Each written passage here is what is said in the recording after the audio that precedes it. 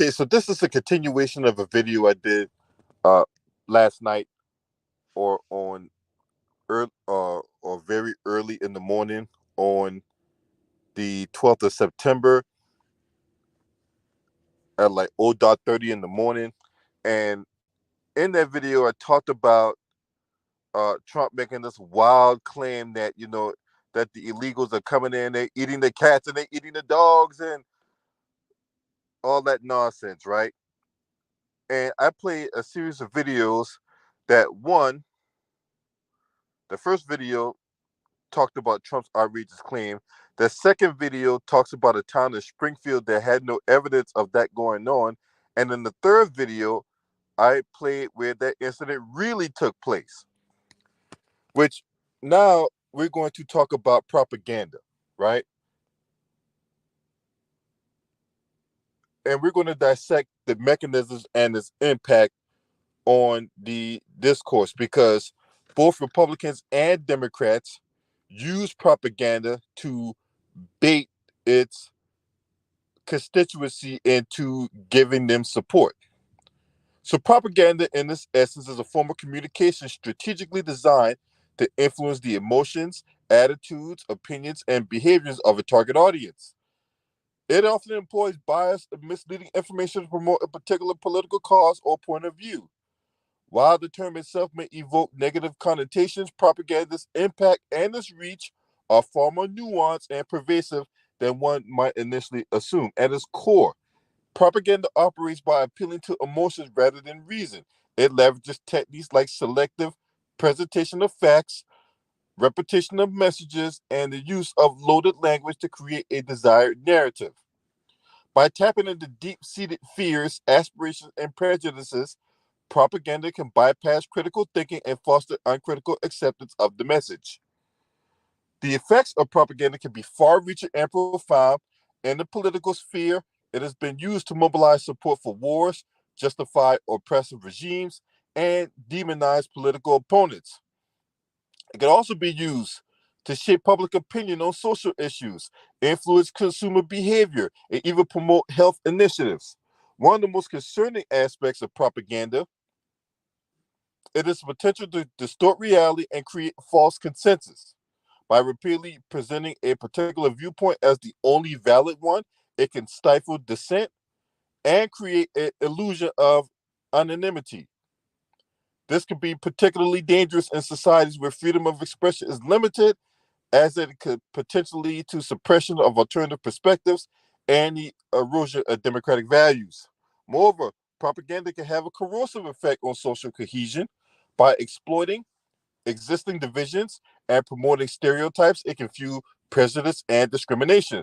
This can lead to the marginalization of certain groups and the creation of a us versus them mentality, which can have a devastating effect for social harmony.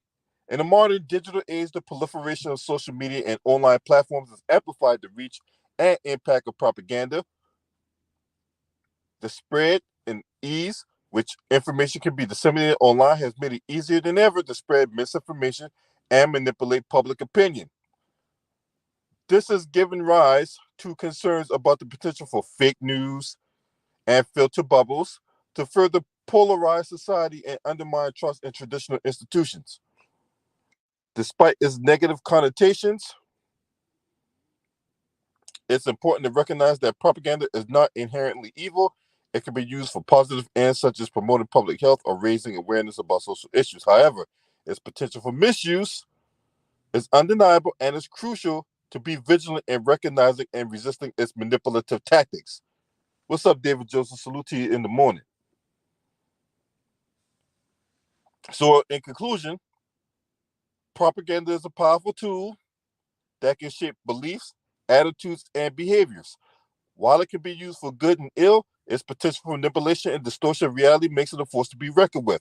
As individuals, it is our responsibility to cultivate critical thinking, which is lacking in today's society, if you ask me,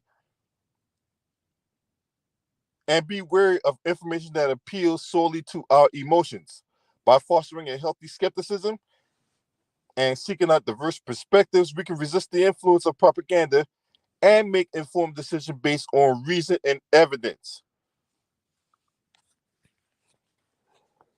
That's why you just can't blindly believe what people say all the time, because men lie, women lie, but the evidence and the numbers don't lie.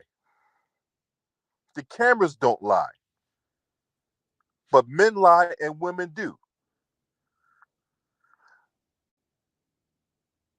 Propaganda is when you take two pieces of information that has nothing to do with each other and you bring it together to create this narrative that baits people into saying something or doing something. That's propaganda. What's up, Jeff Sparks? Salute. That's propaganda in a nutshell. Case in point. Trump talked about, in Springfield, they're eating the dogs, they're eating the cats, the illegals are coming in, they're taking your pets and they're eating them. When in actuality, yes, the incident happened in Ohio.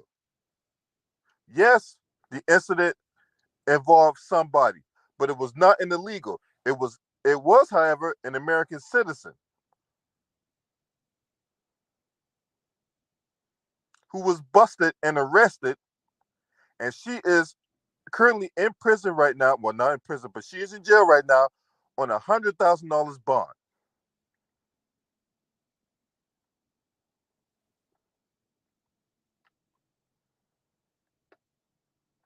But the truth evades Donald Trump, right? Trump is not interested in the truth. You got to understand, with these white supremacists out here, they are not interested in the truth. They're not interested in being in some kind of space where people are treated fairly and people are playing by the rules, and people have morals and ethics and honor and respect. They're not interested in any of that. They're interested in winning by any means necessary, which means that while you're trying to be moral and while you're trying to be you're trying to play by the rules of and not skirt the line and all that, they're crossing the line. They're moving the goalposts. They are framing things in the way, and then this multiverse of madness to where heads they win, tails you lose.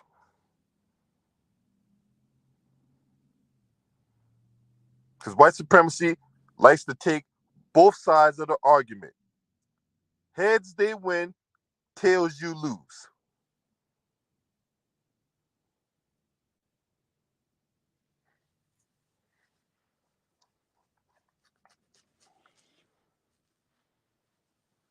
And once we understand how they fight dirty,